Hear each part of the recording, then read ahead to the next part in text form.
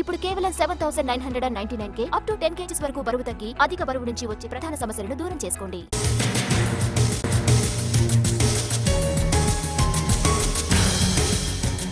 Postal ballot నిబంధనలపై రాష్ట్ర ఎన్నికల సంఘం జారీ చేసిన మెమోను సవాల్ చేస్తూ వైసీపీ వేసిన పిటిషన్పై తదుపరి విచారణను రేపటికి వాయిదా వేసింది హైకోర్టు. కేసులో ఇంప్లీడ్ పిటిషన్ దాఖలు చేశారు TDP MLA Velagapudi Ramakrishna.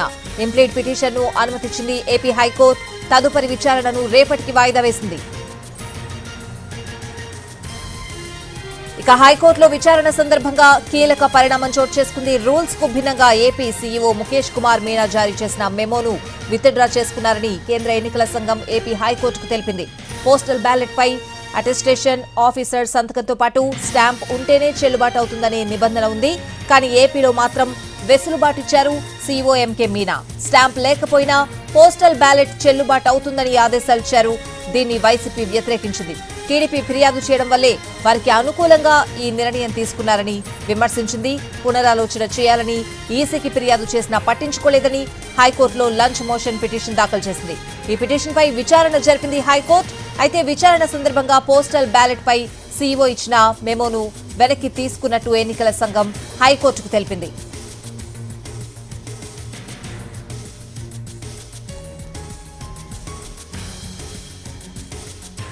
Postal ballot నిబంధనలపై రాష్ట్ర ఎన్నికల సంఘం జారీ చేసిన మెమోను సవాల్ చేస్తూ వైసీపీ వేసిన పిటిషన్పై తదుపరి విచారణను రేపటికి వాయిదా వేసింది హైకోర్టు. పూర్తి అప్డేట్స్ అడిగి తెలుసుకుందాం. మా ప్రతినిధి శ్రీకాంత్ ఫోన్ లైన్ లో ఉన్నారు. శ్రీకాంత్, పోస్టల్ బ్యాలెట్ అంశానికి సంబంధించి వైసీపీ దాఖలు చేసిన లంచ్ మోషన్ పిటిషన్ మీద ఈ రోజున సుదీర్ఘ విచారణ ఏదైతే జరిగింది. ప్రధానంగా కూడా పోస్టల్ బ్యాలెట్ కి సంబంధించి సంతకం, అదేవిధంగా ఏదైతే సీల్ గాని డిజిగ్నేషన్ ఈ అంశాలు లేకపోయినా కూడా దాన్ని వ్యాలిడ్ ఓటుగా పరిగణించవచ్చు అని ఇచ్చినటువంటి సీఈఓ మెమోకి సంబంధించి అయితే దాన్ని సవాల్ చేస్తూ వైసీపీ పార్టీ, అదేవిధంగా లేళ్ల అప్పిరెడ్డి ఆయన ప్రధాన కార్యదర్శి పార్టీగా ఉన్నారు, ఆయన కూడా వేసిన ఈ లంచ్ మోషన్ పిటిషన్ మీద విచారణ కూడా జరిగింది. ప్రధానంగా ఆ పిటిషన్ కి సంబంధించి కూడా ఏదైతే 13A సంబంధించి ఫామ్ 13A సంబంధించి ఇదంతా కూడా నిబంధనలకు విరుద్ధంగా జరిగింది. కేవలం డిజిగ్నేషన్ గానీ సీల్ గానీ లేకుండా వచ్చినటువంటి పోస్టల్ బ్యాలెట్ ని రిజెక్ట్ చేయాలనేది నిబంధనలో ఉన్నప్పటికీ కూడా సీఈఓ ఇచ్చినటువంటి